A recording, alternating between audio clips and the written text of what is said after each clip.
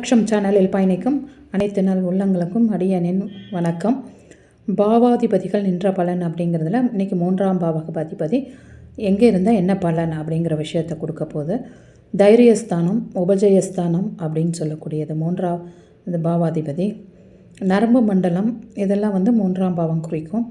காது, கழுத்து, தோல் சம்பந்தப்பட்ட விஷயங்கள், விடாமுயற்சி, தோள்பட்டையோட மூட்டுக்கள் இதெல்லாம் கொடுக்கக்கூடியது 3ஆம் பாவகம். இளைய சகோதரர்கள், புத்தி கூர்மை, பாரம்பரியம், ஞாபக சக்தி இதெல்லாம் 3ஆம் பாவம் சுட்டி காமிக்குது. அப்போ 3ஆம் பாவாதிபதி ஒரு லக்னத்துக்கு போனால் ஒரு என்ன பலன் அப்படிங்கிறத நம்ம பார்க்க போகிறோம். லக்னத்துக்கு போச்சுன்னா முயற்சி அப்படிங்கிறது இருக்கும். கொஞ்சம் கல்வி தகுதியில் கொஞ்சம் ப்ராப்ளம் இருக்கும். சுபர்கள் தொடர்பு ஏற்றால் ஒரு நல்ல ஒரு பலனை கொடுத்துரும். புத்திசாலித்தனம் நல்ல இது எல்லாம் இருக்கும். நடிப்பு திறன், அப்புறம் பார்த்திங்கன்னா எழுத்து, இதிலெல்லாம் அவங்க வந்துடுவாங்க. 3ஆம் பாவகம் அப்படிங்கும்போது விளையாட்டில் முயற்சி இதெல்லாமே அவங்களுக்கு நல்ல ஒரு பலனை கொடுக்கும் அப்படிங்கிறத சொல்லலாம். ரிஷப லக்னத்துக்கு 3ஆம் அதிபதியான சந்திரன் லக்னத்தில் உச்சமாவார். அதே போல் மீன லக்னத்துக்கு 3ஆம் அதிபதியான சுக்கிரன் லக்னத்தில் உச்சமாகிறார். அப்படி இது ஒரு நல்ல நிலைப்பாடு தான் அப்படிங்கிறத சொல்லலாம். மகர் லக்னத்துக்கு 3ஆம் அதிபதியான சனி லக்னத்தில் நீசமாகிறார். அப்படிங்கிறது ஒரு சரியான நிலைப்பாடு இல்லை. அதே லக்ன சுபர்கள் யாரையாவது பார்வை பெற்றாலோ இல்லை பரிவர்த்தனை வந்தாலோ அந்த நீசம் அப்படிங்கிற தன்மை நீச பங்கம் ஆகுதாங்கிறத பார்த்துட்டு தான் இவங்களுக்கு நம்ம பலன் சொல்லணும். அடுத்தது 2ஆம் பாவத்துக்கு போச்சுன்னா என்ன பலன் அப்படின்னா, 2ஆம் பாவகம்ங்கிறது 3ஆம் பாவகத்துக்கு 12ஆம் பாவகம் அப்படின்னு சொல்லலாம். கொஞ்சம் சோம்பேறித்தனம் இருக்கும், நேர்மை இருக்காது இவங்கக்கிட்ட, மந்தத்தனம் கொஞ்சம் இருக்கும். பிதிர் சொத்தின் மேலே நிறையா எப்படியாவது அடைஞ்சே தீரணுங்கிற ஒரு வெறி இருக்கும். கொஞ்சம் செலவுகள் அப்படின்னு பார்க்கும்போது கண்ட்ரோல் இல்லாமல் செலவு பண்ணுவாங்க. அதே மாதிரி இளைய சகோதரர்களில் அவங்க வீட்டில் ஏதாவது ஒரு இழப்பு ஏற்படலாம், இல்லைன்னா அவங்கக்கிட்ட இருந்து கட்டாகி இருக்கலாம். இந்த மாதிரி ஒரு நிலைப்பாடாக கொடுத்துரும். சிம்ம லக்னத்துக்கு 3ஆம் அதிபதி 2ல் நீசமாகிறார். சுக்கிரன் 2ல் நீசமாகிறார். அதே போல் தனுசு லக்னத்துக்கு 3ஆம் அதிபதி 2ல் ஆட்சி ஆகிறார். ஸோ இந்த 2 நிலைப்பாடையும் மற்ற கிரகங்களோட தொடர்புகளையும் வச்சு தான் நம்ம பார்த்து பலன் சொல்லணும். 3ஆம் பாவாதிபதி 3லேயே இருந்தா அப்படின்னா எதிரிகளை கூட ஃப்ரெண்டாக்குற ஒரு தாந்திரிகம் இவருக்கு தெரியும். அரசாங்கத்தினால லாபம் இருக்கும். நல்ல சகோதரர்கள் இருப்பாங்க. கன்னி கும்ப லக்னத்துக்கு மட்டும் இது பொருந்தாது. இளைய சகோதரிகளில் இழப்புகள் இருக்கும். அதெல்லாம் பார்க்கணும். 3ஆம் அதிபதி சனி விருச்சகம் நல்ல பலன் ஏற்படாது அப்படிங்கிறத சொல்லலாம். ஸோ மிதுனத்துக்கு சூரியன் 3ஆம் அதிபதி ஆகி 3ல் ஆட்சிங்கிறது மூத்த சகோதர இழப்பையும் ஒரு சில இடத்துல சுட்டி காமிக்கும். கரக மவனேஷா அப்படிங்கிற காரக கிரகம். அதே மாதிரி செவ்வாய் 3ஆம் இடத்துல இருந்தாலும் இந்த காரக பாவனாஷியா இருக்கா அப்படிங்கிறத பார்த்துட்டு தான் நம்ம அவங்களுக்கு பலன் சொல்லணும். 3ஆம் பாவாதிபதி 4ல் போனால் நல்ல செல்வந்தராக இருப்பார். தாய் நல்ல ஒரு மகிழ்ச்சியோடு இருப்பாங்க. வாழ்க்கை துணை புத்திசாலி, புத்திசாலித்தனம் இதெல்லாம் இருக்கும். ஆனால் கொஞ்சம் எதுவாக இருந்தாலும் ஈஸியாக இறங்கி எல்லாருக்கும் ஹெல்ப் பண்ண மாட்டாங்க. கொஞ்சம் பார்த்து அதெல்லாம் அலசி ஆராய்ஞ்சு தான் உண்மையாலுமே அவங்களுக்கு தேவைப்படுதா அப்படிங்கிறத பார்த்து தான் கொடுப்பாங்க பலம் இழந்தால். இளைய சகோதர வகையில் கொஞ்சம் நல்லாயிருக்கும் அப்படிங்கிறத சொல்லலாம். விருச்சிக லக்னத்துக்கு 3ஆம் அதிபதி சனி 4ல் ஆட்சி. அதே போல் துலா லக்னத்துக்கு குரு 4ல் நீசம். இதை ரெண்டையும் நம்ம ஆட்சி உச்சம் பெற்ற கிரகங்களையும் நீசம் பெற்ற கிரகத்தையுமே கூட இருக்கிற தொடர்புகள் மூலியமாக தான் அதனுடைய பலனை உறுதிப்படுத்தணும் அப்படிங்கிறத சொல்லலாம். 5ல் போனால் 3ஆம் அதிபதி 5க்கு போனால் நல்ல பண வசதி, குழந்தைகளால் மகிழ்ச்சி கொஞ்சம் கம்மியாக இருக்குதுன்னு சொல்லலாம். நல்ல வாழ்க்கை துணை அமையும். விவசாயத்தில் லாபங்கள் நல்லா இருக்கும். அரசாங்கம் சார்ந்த பிரச்சனை இருக்கும் இவங்களுது. அது எல்லாமே அந்த பாவாதிபதி போகிறது மட்டும் இல்லை, அந்த பாவத்தை தொடர்பு கொள்கிற கிரகங்கள், பாவாதிபதியை தொடர்பு கொள்கிற கிரகங்கள், இதெல்லாம் வச்சு தான் நம்ம பலன் எடுக்கணும். கன்னி லக்னத்துக்கு செவ்வாய் 5ல் உச்சம். தனுசு லக்னத்துக்கு 3ஆம் அதிபதியான சனி 5ல் வந்து நீசமாகிறார்.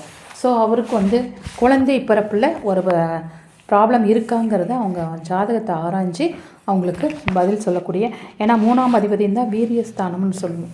அப்போ அந்த குழந்தைகளுக்கான வீரியம் அப்படிங்கிறத கொடுக்கக்கூடிய அதிபதி எந்த நிலைமையில் இருக்கார், அவங்களுக்கு குழந்தை பிறப்பில் ஏன் டிலே ஆகுதுன்னு பார்க்குறதுக்கு நம்ம இதையும் பார்க்கணும். அதனால் அதெல்லாம் பார்த்துட்டு தான் அவங்களுக்கு பதில் சொல்லணும் அப்படிங்கிறத சொல்லலாம். 3ஆம் பாவாதிபதி 6க்கு போனால் சொந்தங்கள் வந்து உறவு இதெல்லாம் வந்து கொஞ்சம் இருக்காது. பண விஷயத்தில் நேர்மையாக இருக்க மாட்டாங்க அவங்க. தாய்வழி உறவு வந்து கொஞ்சம் கஷ்டமாக இருக்கும். நல்ல நிலையில் இருந்தால் சகோதரர் வந்து இராணுவம், விளையாட்டு இதில் தொழில் செய்கிறவங்களாக இருப்பாங்க. நல்ல நிலைன்னா 3ஆம் அதிபதி வந்து சுபர்களோட தொடர்பு, சுபர்களோட பார்வையில் இருந்ததுன்னா அந்த மாதிரி ஒரு நல்ல நல்ல விஷயங்களை எடுத்து கொடுத்துரும். மேஷ நகலத்துக்கு 3ஆம் அதிபதி புதன் வந்து 6ல் உச்சம். துலா லக்னத்துக்கு 3ஆம் அதிபதி 6ல் வந்து ஆட்சி. விருச்சக லக்னத்துக்கு 3ஆம் அதிபதி 6ல் நீசம். கும்ப லக்னத்துக்கு 3ஆம் அதிபதி செவ்வாய் 6ல் நீசம். ஸோ இந்த நீச கிரகங்கள் வருது அப்படின்னாவே நம்ம கொஞ்சம் வேறு நிலைப்பாட்டில் அந்த ஜாதகத்தை கொஞ்சம் டீப்பாகவும் பார்க்கணும். பார்த்துட்டு தான் வந்து அவங்களுக்கு பலன் சொல்லணும் அப்படிங்கிறது நம்ம பார்த்து தான் எடுக்கணும். இதெல்லாம் வந்து அனுபவத்தில் தான் நிறையா வரும். இப்போ என்ன தான் படித்தாலும் இதெல்லாம் ஒரு பேசிக் தான், அனுபவத்தில் தான் நிறைய நம்ம கற்றுக்க வேண்டியிருக்கும். 3ஆம் அதிபதி 7ல் போனால் அப்படின்னா ஆட்சியாளரிடம் கெட்ட பேர் இருக்கும், ஏற்றத்தாழ்வு நிறைய இருக்கும், அதிர்ஷ்டமற்றவன் சொல்லலாம். நல்ல நிலையில் இருந்தால் நல்ல பெயர் இருக்கும், புகழ் கிடைக்கும். 7ஆம் அதிபதியுடன் சேர்ந்து இருந்தால் சகோதர சகோதரி வெளிநாட்டில் இருப்பாங்க அப்படிங்கிறத சொல்லலாம். அவர் மூலம் நன்மை உண்டு அப்படின்னு சொல்லலாம். மகர் லக்னத்துக்கு குரு வந்து 3ஆம் அதிபதி 7ல் வந்து உச்சமாகிறார். அது ஒரு நல்ல நிலைப்பாடு தான். ஆனால் ரிஷப லக்னத்துக்கு 3ஆம் அதிபதி சந்திரன் வந்து 7ல் வந்து நீசம். அதே போல் மீன லக்னத்துக்கு 3ஆம் அதிபதி சுக்கிரன் 7ல் வந்து நீசமாகிறார். ஸோ இந்த நீச கிரகங்களை வந்து கொஞ்சம் பார்த்து பலன் சொல்லணும். 3ஆம் அதிபதி வந்து 8க்கு போனால் அப்படின்னா கிரிமினல் கேஸ் இருக்கும் அவங்களுக்கு, பொய்யான குற்றச்சாட்டுக்கள் இதெல்லாம் வந்து அவங்களுக்கு இருக்கும். உயிர் மூலம் பிரச்சனை, திருமண வாழ்வில் வந்து ஒரு சில மகிழ்ச்சிகள் குறைவாக இருக்கும். அப்புறம் பார்த்திங்கன்னா தீவிரமான ஒரு ஏதாவது வந்து தேடிக்கிட்டே இருப்பாங்க. ஆன்சைட்டின் அப்படின்னு சொல்லக்கூடிய மனநோய் அப்படிங்கிற மாதிரி கொஞ்சம் இருக்கும். இளைய சகோதரத்தில் வகையில் கொஞ்சம் பிரச்சனைகள் இருக்கும் அப்படிங்கிறத நம்ம சொல்லலாம். சிம்ம லக்னம் சுக்கிரன் வந்து 8ல் உச்சம். கன்னி லக்னம் செவ்வாய் 8ல் வந்து ஆட்சி. மீன லக்னத்துக்கு சுக்கிரன் 8ல் வந்து ஆட்சி அப்படிங்கிற ஒரு நிலைப்பாடை கொடுத்துரும். 3ஆம் அதிபதி 9ஆம் இடத்துக்கு போனால் அப்படின்னு பார்த்தா இவங்களுக்கு வந்து பெற்றோரால் வந்து ஒரு சில பயன் இருக்காது அப்படிங்கிறது சொல்லலாம். தந்தை உறவு அப்படிங்கிறது கொஞ்சம் சுமூகமாக இருக்காது. கலத்திரம் மூலமாக அன்பு ஆதரவுங்கிறது கொஞ்சம் கம்மியாக தான் இருக்கும் அப்படிங்கிறத சொல்லலாம்.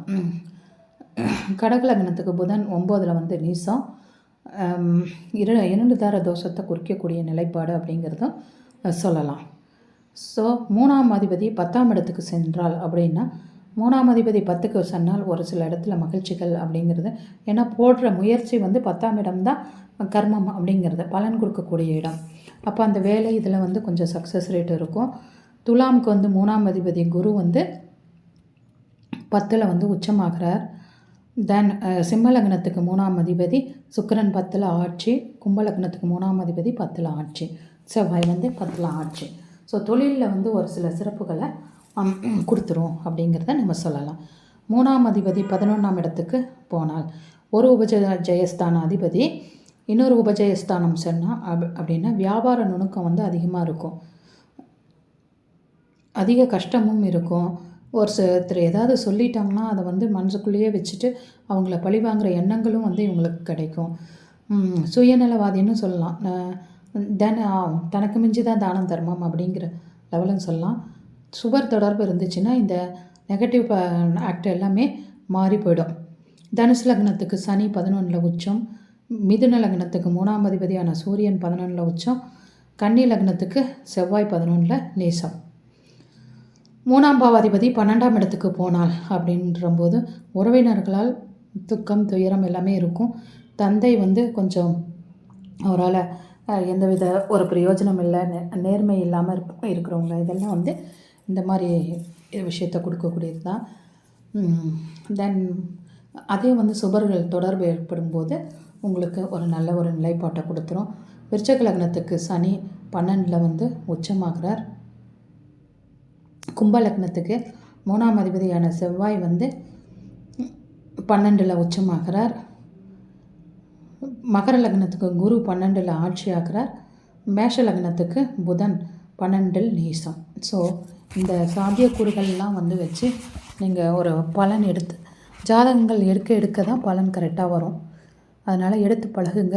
ஏதாவது டவுட் இருந்தால் கமெண்ட் பண்ணுங்கள். வாழ்க வளமுடன். கிருத்திகா.